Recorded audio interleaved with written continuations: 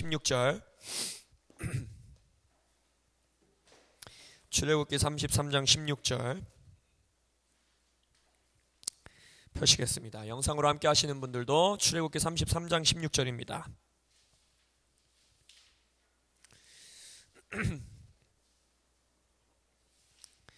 다 찾으셨으면 한 목소리로 저와 함께 합독하십니다. 시작. 나와 주의 백성이 아직 못 찾으셨어요? 다시 시작. 나와 주의 백성이 주의 목전에 은총 입은 줄을 무엇으로 알리까?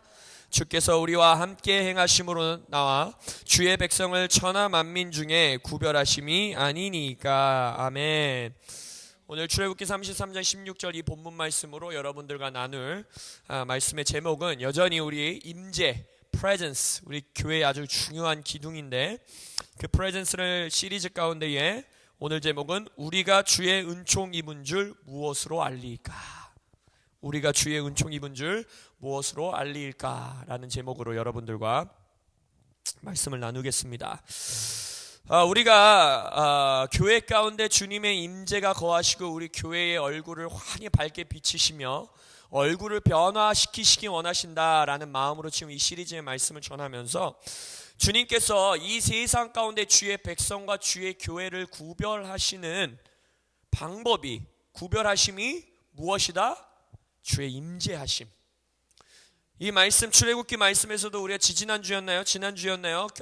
깊이 들여다봤던 것처럼 주님은 이들이 나의 사람들이다, 이들이 나의 백성들이다, 이들이 나의 공동체다라는 것을 주님의 임재하심으로, 주님이 그들 가운데 거하심으로, 이제는 우리는 우리 중에 거하시는 것뿐만 아니라 우리 안에 거하심으로 우리를 세상과 또 믿지 않는 자들과 구별케 원하신다라고 말씀하셨습니다. 그래서 교회는요, 이 땅 가운데요, 물론 도덕적으로도 더 뛰어나야 합니다. 그리고 우리는 치유도 있어야 합니다. 이곳에 기적도 있어야 합니다. 그리고 서로 사랑함이 드러남으로써 세상과 구별해야 합니다. 근데 이 모든 것들은 결국 주님의 임재하심이 이곳 가운데 충만하심으로써 터져나오는 열매들이라는 것입니다. 예수님께서 우리에게 너희가 내 제자라는 것, 내 교회라는 것을 세상이 어떻게 알겠다라고 요한복음 13장에서 말씀하셨어요. 너희가 서로 사랑하면, 내가 너희를 사랑한 것 같이 너희가 서로 사랑하면 세상이 너희들이 나의 제자들, 나의 백성들이라는 것을 알게 될 것이다 라고 말했는데, 이 사랑조차도, 내가 너를 사랑하고 너가 나를 사랑하는 이 사랑조차도 어떻게 우리에게 임한다라고 했습니까? 우리가 예수 안에, 예수가 우리 안에 거하실 때, 우리가 주의 임재 안에 거하고 주의 임재가 나의 안에 거할 때, 우리 가운데 두세 사람이 예수의 이름으로 모인 것 가운데 주의 임재가 있을 때에 세상은 줄 수 없는 신적 사랑이, 비오스, 단어 기억나세요? 비오스? 나의 목숨을 유지하는 데 필요한 것까지 떼어서 남에게, 나의 옆에 있는 형제에게 내어줄 수 있는 그러한 사랑이 우리 가운데 가능케 되는 것입니다. 근데 주님께서 이 주님의 임재로 우리를 따로 떼어 구별하기 원하신다라는, 우리가 이 오늘의 제목처럼 주의 은총을 입은 백성이고 교회라는 것을 세상에 알리시기 위해 주의 임재하심으로 우리와 함께 하시기 원하신다라고 말씀 이곳저곳에서 말씀하시면서 성경 이곳저곳에, 정말 수많은 곳에 보여주시는 것은 우리가 주님을 예배할 때 주님의 임재로 응답하시는 것을 너무나 많은 곳에 기록해 놓으셨습니다. 예를 들어 모세의 성막과 언약궤도 그렇지요. 그곳에 제사를 하고 주님 앞에 예배할 때 그곳에 임재하셨고, 엘리야가 제단 위에 제물을 올려놓고 주를 높이고 주의 이름을 높이고 기도할 때 그곳 가운데 불로서 임재하심으로 응답하셨고, 다윗의 장막을 생각해 보십시오. 마지막 때에 다윗의 허물어진 장막을 다시 세우신다 했는데 끊임없는 예배와 기도, 끊임없는 찬양과 음악에 울려 퍼지는 그곳 가운데에 24시간 언제나 주님의 임재하심으로 그의 백성 가운데 드러나셨습니다. 신약에 와서는 어떻습니까? 오순절 마가의 다락방에 모였던 120문도의 성도들이 그것은 뭐 했겠어요? 뭐 과자 까먹었겠어요? 아니면 뭐 했겠습니까? 예배하고 찬양하고 기도하고 말씀을 선포하고 서로 간에 거기서 함께 한마음 한뜻으로 기도할 때에 그곳 가운데에 주님께서 강력한 불의 세례로 임재하여 주셨다는 것입니다. 그래서 여러분, 우리 예배 시리즈에서 계속 예배와 기도를 강조할 수밖에 없는 것이, 하나님은 주의 임재하심으로 응답하시는 것, 주의 백성의 교회의 예배와 기도 가운데에, 찬양 가운데에 주님은 그의 임재하심으로 응답하여 주신다는 것입니다. 그래서 우리가 요엘서 말씀을 통하여서도 봤었던 게 뭐예요? 원수가 여러분의 인생이 피곤해지고 힘들어지고 전직이 일어나고 기근이 임하고 속된 말로 되는 일이 하나도 없을 때 가장 먼저 무너뜨리는 것이 무엇이라 했습니까? 여러분의 예배의 삶입니다. 여러분의 예배를 무너뜨리면 모든 걸 무너뜨릴 수 있음을 원수도 너무나 잘 알고 있는 것입니다. 그래서 우리가 이 세상에서, 이 땅에서 살아가면서 하나님의 은총을 입은 백성으로 따로 구별되는 것, 하늘의 복을 입은 교회로서 구별되는 것, 또 주님의 백성, 주님의 제자, 주님의 자녀로서 드러나게 하기 위한 것이 주님의 임재라면, 그래서 주님의 임재가 정말 내 삶의 필수라면 예배에 목숨을 걸어야 하는 것입니다. 주의 임재가 강력히 임할 때까지, 우리가 지난주에 배웠듯이 더 임하소서라는 것이 어떤 의미인지 배웠잖아요. 정말 주님께서 더 임하실 때까지 우리는 예배와 기도에 목숨을 걸어야 하는 것입니다. 오늘 출애굽기에서도 말씀하시는 것처럼 하나님이 그의 백성을 은총 입은 백성이라는 것을, 다른 세상 어떤 제국, 어떤 민족과도 구별되는 민족이라는 것을 자신의 임재하심, 여기서 뭐라고 했습니까? 우리와 함께 하심으로, 주의 백성과 함께 하심으로 그것을 드러내기 원하셨는데, 예수님께서도 이 출애굽한다라는 거, 유월절을 통하여서 어린 양의 피로서 이들을 출애굽한다라는 것 자체가 우리 새 언약 백성에게 보여주시는 징표이며 예언적 선포이지 않습니까? 예수의 어린 양의 피를 통과하여, 예수의 어린 양의 피를, 유월절에 왜 패스오버, 예수님의 피를 넘어감으로써 우리가 이제 어둠의 나라에서 빛의 나라로, 새 언약 백성으로, 할렐루야, 이스라엘과 하나 된 원 뉴맨으로, 한 세 사람으로 우리가 이제 주님 앞에 서는 것입니다. 근데 하나님께서 그러한 자신의 백성 삼기 위해 애굽에서 그의 백성을 출애굽, 탈출케 하시면서 이들을 구원하시면서 뭐라고 말씀하셨느냐, 뭐라고 요구하셨느냐? 내 백성을 보내라. 그러면 그들이 광야에서 나를 어떻게 할 것이다? 섬길 것이다. 결국 출애굽시켜서 광야로 이 백성을 데리고 나와서 주님께서 이 백성을 어떻게 구별하시겠다라는 거예요? 예배하는 백성으로 삼으시겠다는 거예요. 예배하는 공동체로, 이들을 노예에서 예배하는 자들로, 종된 자들에서, 세상의 종된 자들에서 예배자들로서 이들을 따로 구별하시겠다라는 것입니다. 이들이 예배할 때 결국 주님이 무엇으로 응답하시겠다는 거예요? 주의 임재하심으로, 주의 영광으로 응답하시겠다라고 말씀하시는 것입니다.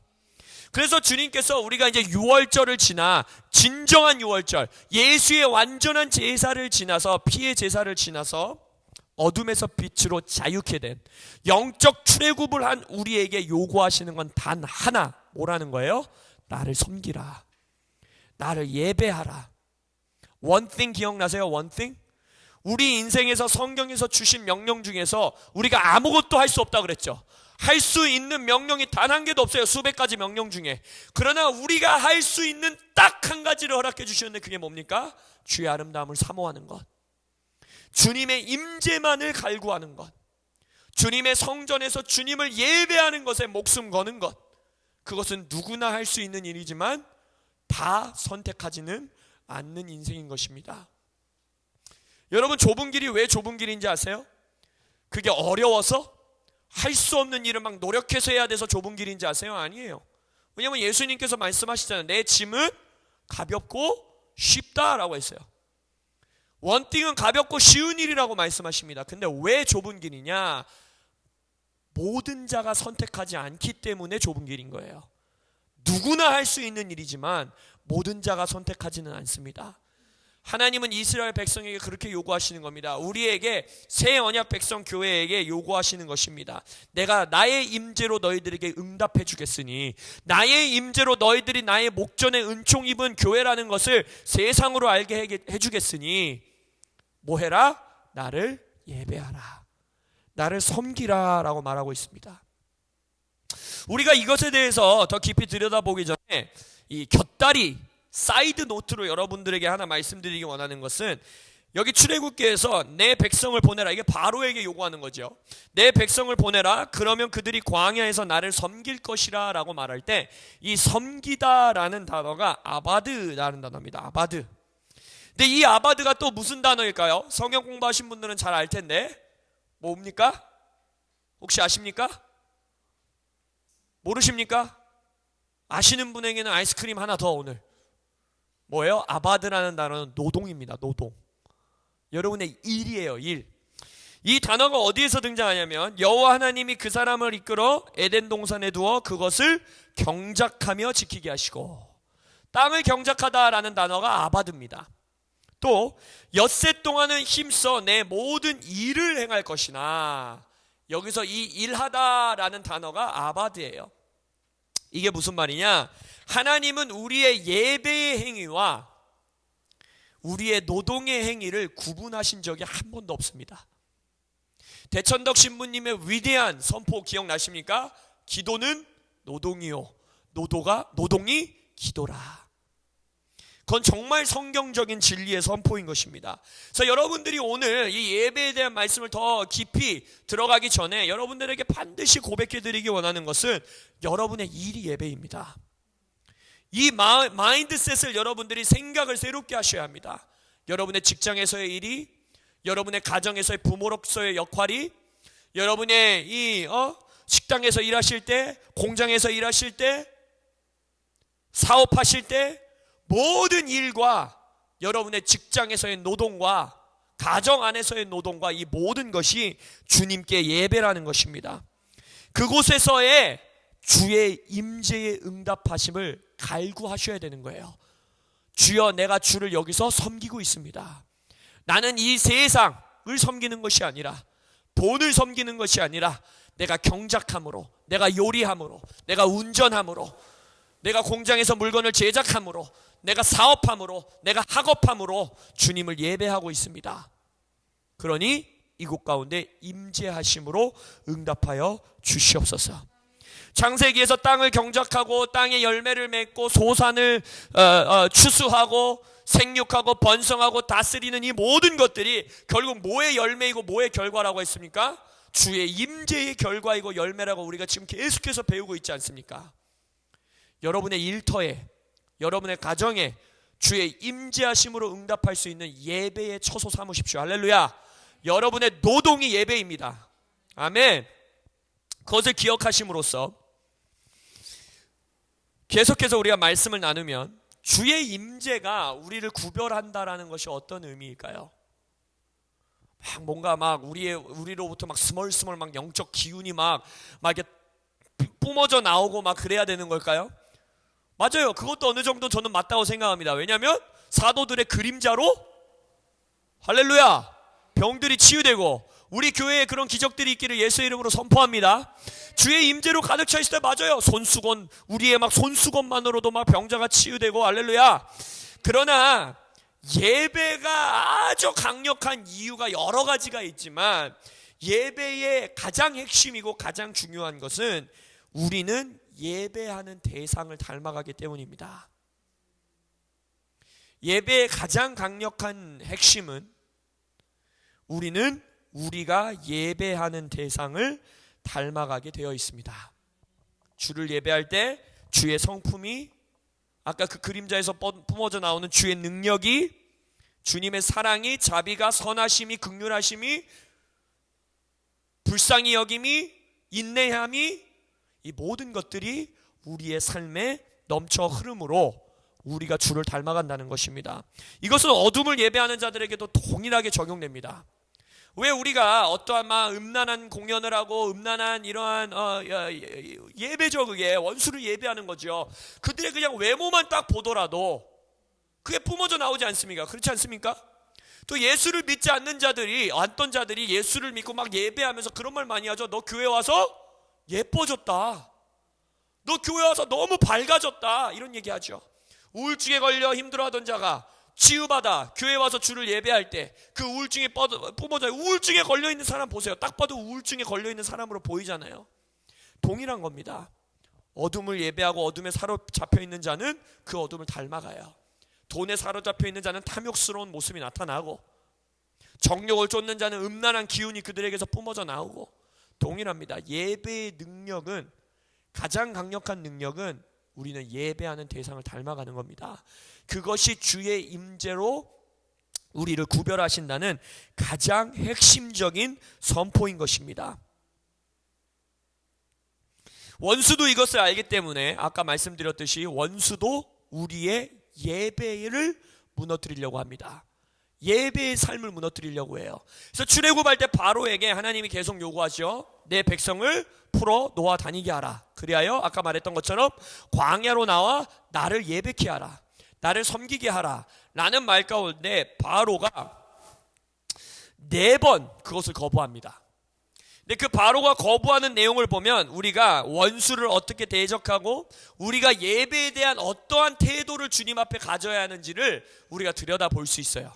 그래서 그것을 하나하나 오늘 들여다봄으로써 우리가 어떤 예배자로 이곳에 서야 하는지, 어떠한 예배 공동체로서 주님 앞에 서야 하는지, 어둠에 반응하는 것이 아니라 어둠이 말하는 말을 통하여 우리가 하나님 앞에 어떻게 반응해야 하는지를 좀 들여다보기를 원합니다. 첫 번째, 출애굽기 8장 25절에 보면 피지 않으셔도 됩니다. 먼저 바로에게 그렇게 요구하니까 바로가 뭐라고 말해요? 바로가 모세와 아론을 불러 이르되 너희는 가서 이 땅에서, 애굽 땅에서 너의 하나님께 제사를 드리라 라고 말합니다. 여러분, 편리함과 예배는 절대로 공존할 수 없습니다. 예배는 반드시 희생을 요구하기 때문입니다. 성경에 예배한다, 예배 드린다 라는 단어가 처음 언급된 곳이 창세기 22장입니다. 아브라함이 종들에게 이르되 너희는 나귀와 함께 여기서 기다리라, 내가 아이와 함께 저기 가서 예배하고 우리가 너희에게로 돌아오리라. 물론 이 예배하고라는 원어는요, 동의어로서 이 창세기 22장 전에 그 아브라함과 롯이 하나님의 천사가 왔을 때 절한다라는 단어가 나와 있거든요.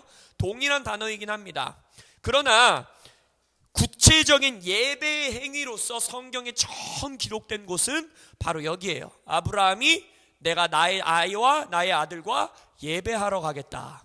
근데 거기서의 어떠한 예배를 드립니까?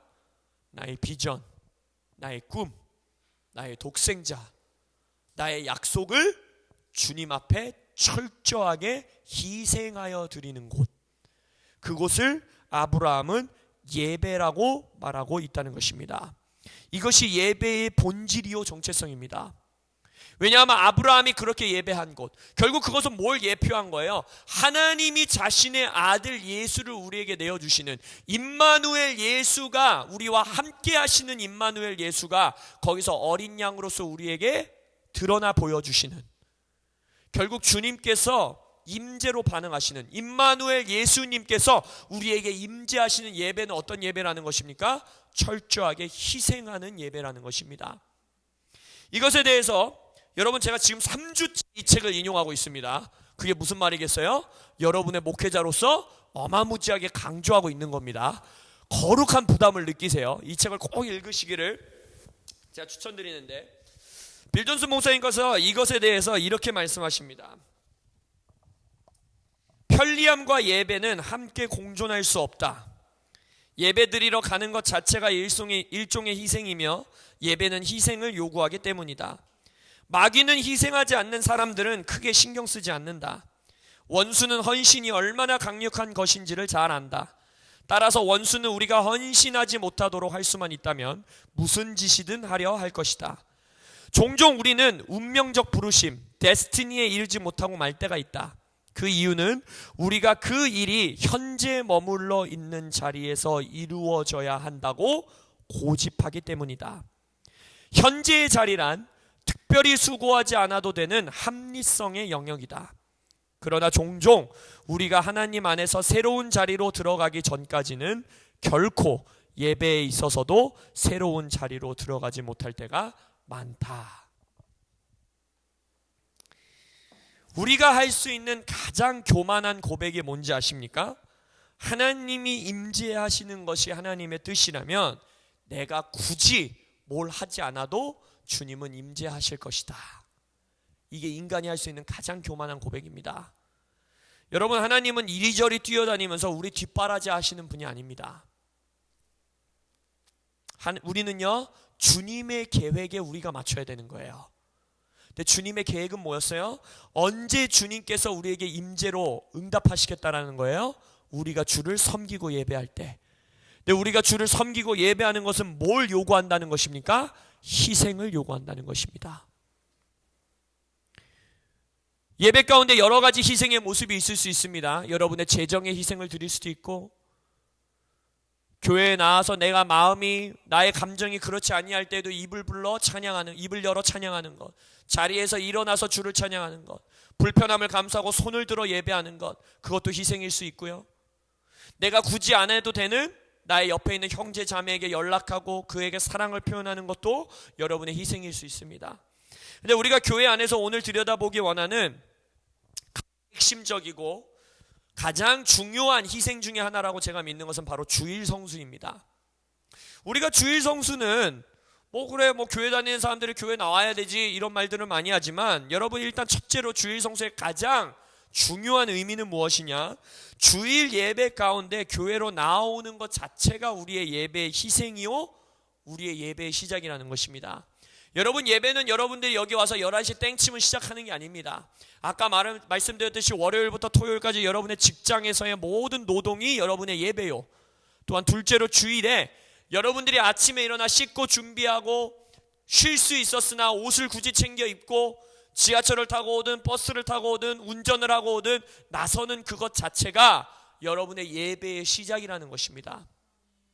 여러분, 주일 예배는요, 말씀드렸죠, 비이상적인 교회들의 지금 이 우리 땅 가운데 우후죽순같이 일어난다 했는데, 교회는요 설교 들으러 오는 곳이 아닙니다. 교회는 여러분들의 영적 꼴을 얻으러 오는 곳이 아닙니다. 여러분의 영적 꼴은요, 여러분의 하나님과의 은밀한 장소에서 기도하고 예배하고 말씀 볼 때에 여러분의 음식을 섭취하는 것입니다. 오늘 이곳에 나와 제가 여러분들에게 성령을 통하여 전해드리는 말씀이 여러분에게 음식이 되고 은혜가 되고 여러분에게 도전이 되면 그건 보너스인 거예요. 너무 감사한 거예요. 그러나 만약 오늘 여기에서 소위 말하는 찬양이 내게 은혜가 되지 않는다 한들, 오늘 임 목사님이 전하는 말씀은 오늘은 좀 별로인 것 같아, 오늘은 별로 은혜가 되지 않아 한들, 여러분이 왜 주일 성수를 해야 하는가, 이 말씀을 좀 찾아보기 원하는데, 시편 122편 한번 펴보십시오. 시편 122편. 여러분, 제가 여러분들에게 전해드리는 게 비밀인데, 이 비밀을 알게 되면 예배팀이 예배를 망쳐도, 목사님이 설교를 죽 써도 교회 가운데에 은혜 받으실 수 있는 놀라운 비밀입니다. 시편 122편 2절을 한번 보십시오. 예루살렘아, 우리 발이 너의 성문 안에 섰도다. 이 시편은 언제 부르는 노래이냐면요, 여러분이 알다시피 이스라엘 백성은 1년에 3번 대명절 가운데는 하나님께서 정하신 절기에 순례를 했었어야 했습니다. 예루살렘으로 왔었어야 돼요. 하나님이 정하신 때에 예루살렘 성전으로 와 주님을 예배하는 이 예배를 올려드렸습니다. 근데 생각해 보세요. 어떤 유대인도 예를 들어서 우리 수산나 성도님이 이제 성전 순례를 하러 갑니다. 근데 그날만큼은, 그 명절만큼은 제가 너무 지치는 거예요. 몸도 피곤하고. 그래서 제가 어떻게 합니까? 이모님, 우리 수산나 성도님, 제가 용돈 두둑히 드릴 테니까 저를 위해서도 거기 가서 좀 이렇게 재물을 바쳐주시고, 이모님 가시는 길에 좀 이렇게 맛있는 것도 사 드시고, 오시는 길에 또 어디 들려서 좋은 데서 식사도 하시고, 이거 좀 드릴게요. 저를 위해서 가서 예배해 주십시오. 라고 하는 유대인은 단 한 명도 없다라는 거예요. 맞습니까? 이들의 선포는 무엇이냐? 내 발이 그 예루살렘 땅에 섰도다 라고 이들은 선포해야 되는 것입니다. 그것이 예배인 것이고, 그래서 여러분 주일 성수는요, 주일의 교회라고 정해진 하나님이 정하신 주일, 그 날에 주님께서 여러분들의 몸의 공동체로 정해주신 그 자리에 여러분의 발을 딛는 것은요, 무엇이냐? 어둠을 향해, 세상을 향해, 그리고 여러분 스스로를 향해, 공동체를 향해 선포하기 위함입니다. 나의 발이 우리 코람데오 교회에 섰도다. 나의 발이 주님께서 정하신 때에 주님께서 주신 나의 건강으로 주님께서 모이라 한 곳에 내가 함께 모였도다 라고 선포하기 위하여, 선언하기 위하여 여러분들은 주일에 함께 모여 예배하는 것입니다. 그래서 이것이 내 마음에 온전히 장착된다면, 어느 날 제가 설교를 중쓴다 한들, 어느 날 우리 예배자가 갑자기 예배 코드를 다 틀린다 한들, 야 오늘 예배 진짜 별로 은혜도 안 됐어 라고 말할 이유가 없다라는 거예요. 매주 예배 가운데 여러분들은 선포하는 것입니다. 나의 발이 주의 성전에 섰도다. 그래서 주의 전을 사모하는 열심이 예수님을 삼켰다 했었는데, 주님 당신의 전을 사모하는 열심이 우리를 삼키게 하여 주옵소서. 편안함을 추구하지 마십시오. 이 시대의 가나안 성도들, 유튜브 교회 성도들, 편안함과 예배는 공존할 수 없습니다. 예배는 희생입니다. 예배는 편리하지 않습니다. 그래서 여러분들이 주일 성수에 힘쓰시고 함께 모이기에 애쓰시는, 주일 성수뿐만 아니라 우리가 여러 집회라든지 여러 모임이라든지 이곳에 모여 함께 예배하는 것에 힘쓰는 여러분들 되시길 예수의 이름으로 축원합니다. 출애굽기 8장 28절에 바로가 다시 한번 고백합니다. 바로가 이르되 내가 너희를 보내리니 너희가 너희의 하나님 여호와께 광야에서 제사를 드릴 것이나 너무 멀리 가지는 말아라.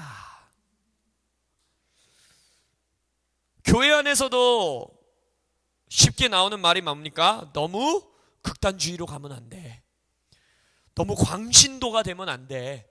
야 그거 좀 위험한 거 아니야? 그거 너무 멀리 가는 거 아니야? 라고 말하죠. 하나님만큼 극단적인 분이 있으시면 나와보라 하십시오.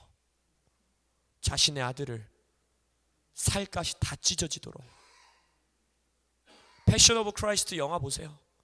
자신의 유일한 아들, 하나님이 하나님을 형체를 알아볼 수 없다 그랬거든요, 성경에. 형체를 알아볼 수 없을 정도로 그의 육신을 정말 잔인할 정도로, 눈을 뜨고 볼 수 없을 정도로 찢으신 분, 죄의 진노를 죄가 없는 자신의 아들, 신의 아들에게 부어버리신 분, 그분이 하나님이십니다. 우리가 하나님을 온전히 예배할 수 있는 유일한 길은 예수님의 이러한 극단적 헌신, 또한 하나님이 자신의 아들과 우리 교회를 향한 극단적 헌신이 우리의 예배에 반영되기를 주님 앞에 구하는 것입니다. 여러분 너무 극단주의로 가는 거 아니야도 한참 모자릅니다. 우리는 멀리 가야 합니다. 성경에 보면 deep calls to deep, 깊은 바다가 서로 부르며, 무슨 말이에요? 깊음이 깊음을 부른다는 거예요. 예배하는 자리에서 우리는 더 깊은 예배로 나아갈 수 있는 것이고, 기도하는 자리에서 우리는 더 깊은 기도로 나아갈 수 있는 것이고, 조그마한 희생을 주님 앞에 드리는 우리는 더 깊은 희생의 예배로 나아갈 수 있는 것입니다. 하나님은 극단적인 예배를 드리는 백성을 통해서 세상을 바꾸십니다. 본인의 극단적인 헌신을 통하여 휘장을 찢으시고 영적 세계의 판도를 바꿔버리신 것처럼, 우리가 그 하나님의 극단적인 사랑과 극단적인 순종과 하나님의 극단적인 헌신이 우리의 예배에 반영될 때에 우리는 우리의 인생이 바뀌는 것이고, 우리의 도시가 바뀌는 것이고, 우리의 나라가 변화되는, 주님의 임재가 강력하게 드러나는 그러한 예배 가운데 우리는 들어갈 수 있는 것입니다. 기쁨이 기쁨을 부르는 극단적인 예배로 나아가는 코람데오 되시길 예수의 이름으로 선포합니다. 세 번째 출애굽기 10장에 들어가서는 이제 바로가 또 이렇게 고백합니다. 바로가 그들에게 이르되 내가 너희와 너희의 어린아이들을 보내면 여호와가 너희와 함께함과 같으니 그렇게 하지 말고 너희 장정만 가서 여호와를 섬기라. 다음 세대들은 두고 너희들 성인들만 가서 여호와를 섬기라. 다수의 세대에 연합된 예배가 원수에게는 가장 무서운 예배입니다. 세대와 세대가 연합되어 주를 섬기는 것이 원수가 가장 무서워하는 예배인 것입니다. 여러분의 가정 안에 아직 믿지 않는 지체들, 아니면 주를 경험하지 못한 지체들, 주님을 예배하며 살아가지 않고 있는 지체들을 위해서 목숨 걸고 기도하십시오. 그것이 여러분의 가장 강력한 예배입니다. 나의 자녀가 나와 함께 예배하는 것, 나의 남편이 나와 함께 예배하는 것, 나의 형제 자매가 나와 함께 예배하는 것, 이것이 원수의 진영에 가장 강력한 핵폭탄을 떨어뜨리는 가장 강력하고 위대한 예배가 된다는 것입니다. 그래서 우리 코람데오 교회의 부르심이 뭡니까? 우리 코람데오 교회는 가정을 회복하는 교회로 일어날 것입니다. 3세대가 연합하여 예배하는 예배가 될 것임을 예수의 이름으로 선포합니다. 또한 이 시대에 우리가 반드시 예배 가운데 회복해야 되는 것은 개교의 중심의 예배의 함정에서 벗어나야 합니다. 교회와 교회가 연합되어야 되는 것입니다. 이 시대에 하나님께서 반드시 이 한국 땅 가운데에 교회와 교회들의 연합을 일으키실 것입니다.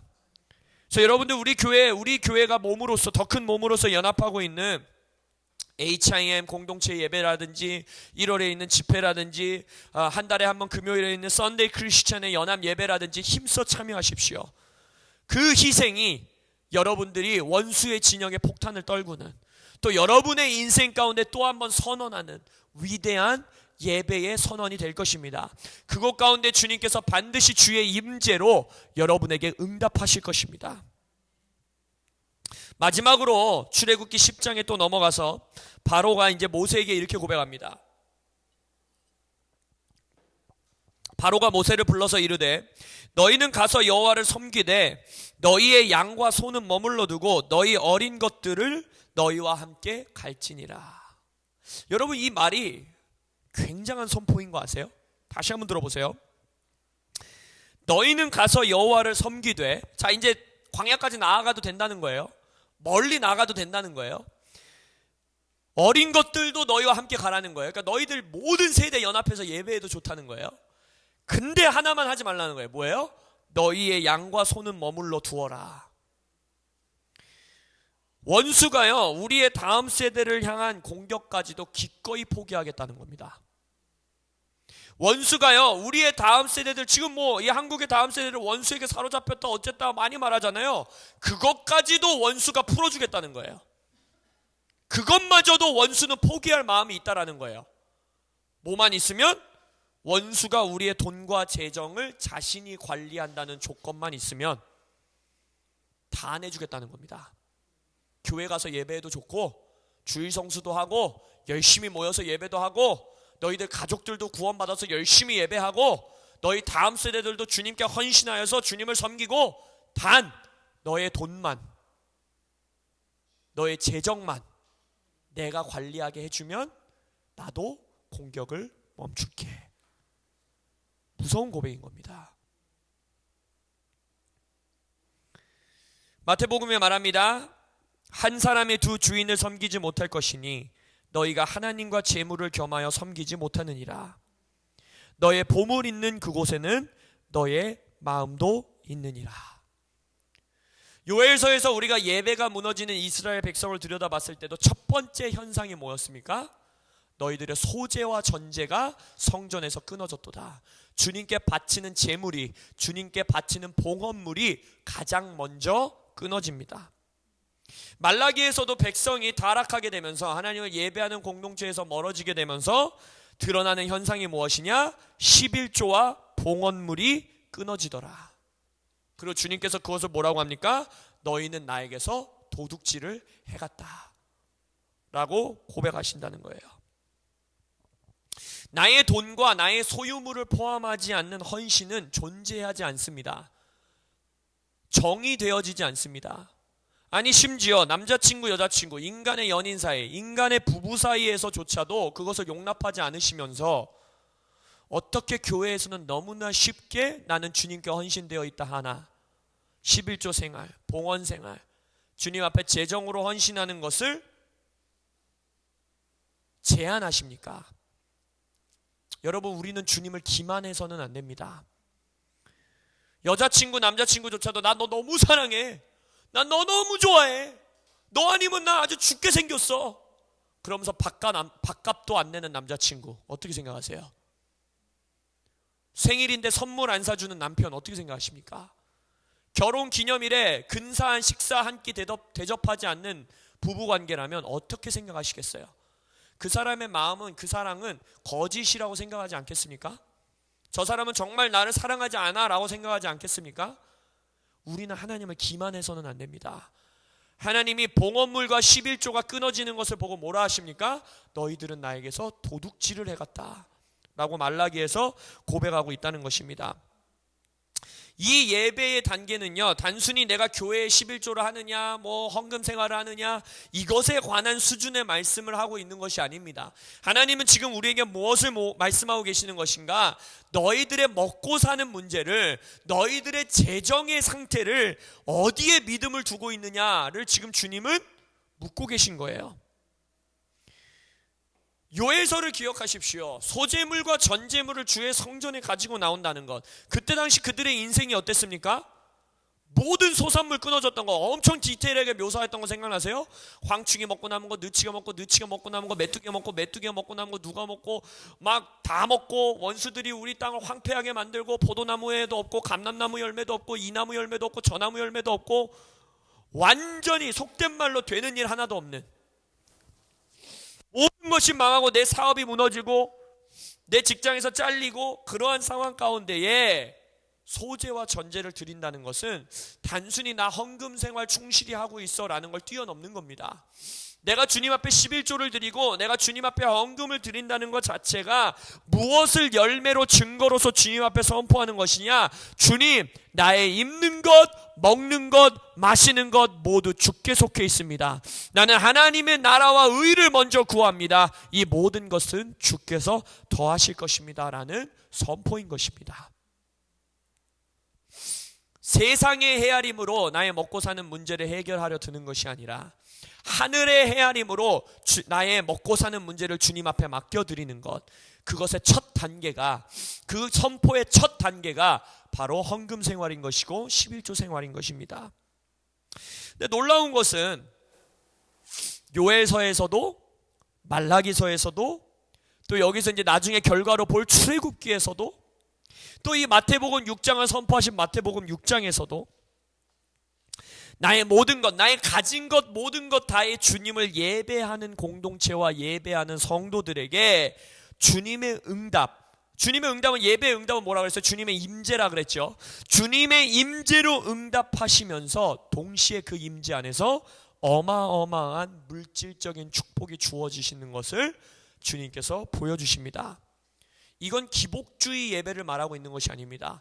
복받기 위해 주님께 예배하는 것을 말하는 것이 아니라 하나님의 임재의 응답이 있는 진정한 전심의 예배에는 당연히 드러나는 하나님의 역사요, 하나님 나라의 이치인 것입니다. 이 네 가지의 시험을 이스라엘 백성이 전부 통과하여서 편리함의 예배를 거부하고 희생의 예배를 받아들이고, 극단주의 예배를 무서워하는 것이 아니라 더 깊은 곳의 예배로 나아가려는 열정과 열심을 품고, 나 혼자 예배하는 것이 아니라 나의 가정의 구원과 교회와 교회의 연합에 연합된 예배를 주님 앞에 가지고 나아가고, 그리고 마지막으로 나의 소유물과 나의 재정까지도 주님 앞에 온전히 내어드립니다. 나의 삶은 주님께 속하였습니다 라고 고백하는 이스라엘 백성의 예배가 선포된 이후에 바로가 뭐라고 고백합니까?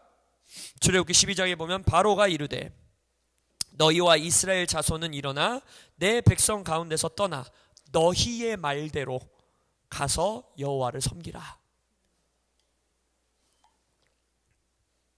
여러분, 귀신이 원수가 치를 떠는 예배를 드립시다. 야야야, 넌 안 되겠다. 네 맘대로 예배해라. 네가 주님을 섬기고 싶어하는 대로 예배해라. 너는 안 건들게. 네 하고 싶은 대로 예배해라. 고람되어 예배, 극단적으로 예배하고 싶은 만큼 예배해라. 와, 니네는 내가 진짜 무섭다. 니네가 진짜 치가 떨린다 라는 사탄의 선포를 듣는 우리 공동체 되시기를 예수의 이름으로 선포합니다. 하나님이 이 애굽과 바로를 향해서 10가지 재앙을 쏟아붓는 그 하나님의 심판은요, 하나님이 본인이 가장 소중하게 여기시는 것을 얼마나 열정적으로 보호하시고 지키시려고 하시는지를 보여주시는 하나님의 열정인 것입니다. 근데 그 하나님이 가장 소중하게 여기시는 것이 지금 뭐였어요? 왜 10가지 재앙을 받아요? 바로가 끝까지 마음을 굳게 한 대상이 뭐예요? 내 백성이 나를 예배케 해라. 주를 섬기고 주를 예배하는 백성에게 하나님의 임재로 응답하기 원하시는 하나님의 열정은요, 주님은 극단적으로 보호하시고 지키십니다. 어마어마한 재앙을 쏟아붓는 한이 있어도 자신을 섬기는 백성, 자신을 예배하는 교회에게 내가 임재로 응답하겠다라는 주님의 소원을 주님께서는 지키실 것입니다. 게다가 우리가 방금 나눴던 것처럼 이러한 주님의 임재를 응답을 받는 예배의 가치를 아는 백성들이, 우리가 처음에 우리의 눈으로 봤을 땐 정말 많은 것을 희생하는 것 같고 주님 앞에 많은 것을 내어드리는 것 같으나, 주님께서는 그들의 희생과는 비교도 안 되는 어마어마한 보상과 상급을 허락하신다는 것입니다. 그것은 영적인 상급도 포함되고 육신의 건강도 포함되고 모든 것이 포함되지만, 또한 성경 이곳저곳에서 언제나 물질적인, 재정적인 축복이 함께 오고 있음을 보여주고 있습니다. 출애굽기 12장 36절에 이들이 출애굽할 때 어떻게 고백하십니까? 하나님께서, 여호와께서 애굽 사람들에게 이스라엘 백성에게 은혜를 입히게 하사 그들이 애굽 사람의 물품을 취하였더라. 이후에 하나님의 성막을 짓겠다고, 언약궤를 짓겠다고 백성들에게 금부치와 여러 가지 귀한 물품을 가져오라고 할 때에 어마어마한 양이 쏟아져 나옵니다. 그때 애굽 백성에게 탈취해온 금은보화, 진귀한 물품들은 셀 수 없을 정도였습니다. 마태복음 6장에서도 무엇을 약속하십니까? 너희들이 하나님의 나라와 의를 구하는 진정한 예배로 나올 때에 이 모든 것을 너희에게 더하리라. 그 앞에서 말하고 있는 이 모든 것이 뭐예요? 입는 것, 먹는 것, 마시는 것. 요엘서에서 하나님께서 희생함으로 소재와 전제를 가지고 나오는 자들에게 어떻게 한다고 했습니까? 엄청난 복으로 내가 너희들에게 복 주겠다라고 하죠. 포도주에서, 기름독에서 포도주와 기름이 끊이지 않을 것이고, 메뚜기와 황충이 먹었던 시간까지도 내가 너에게 회복해 주겠고, 그래서 뭐라고 했습니까? 더 많은 소재와 전제를 드릴 수 있는 곡식들을, 가축들을 너에게 허락하겠다라고 말씀하시죠. 말라기에서 뭐라고 하십니까? 너희들이 나를 시험해보라. 너희들이 지금 끄는, 나의 성전에 가지고 오고 있지 않은 봉헌물과 무엇보다 11조를 가지고 내 앞에 나올 때에 하나님이 어떻게 하신다고 약속하세요? 하늘의 창문을 열어 내가 너희들에게 복을 쏟아부어 주겠다. 할렐루야. 주님의 임재 안에 모든 것을 더하십니다. 우리가 구해야 되는 것은 모든 것을 구하는 것이 아니라 one thing, 주님의 임재만을 구하는 것입니다. 주님의 임재를 구하는 가장 강력한 우리에게 주어진 길이 무엇이라고요? 주를 예배하는 것입니다. 예배하는 공동체에게 주님께서 주의 임재로 응답하십니다. 할렐루야. 원수가 치를 떠는 예배까지 나아가는 우리 코람데오 되시기를 예수의 이름으로 간절히 축원합니다. 할렐루야. 이 시간 기도하며 나아가겠습니다.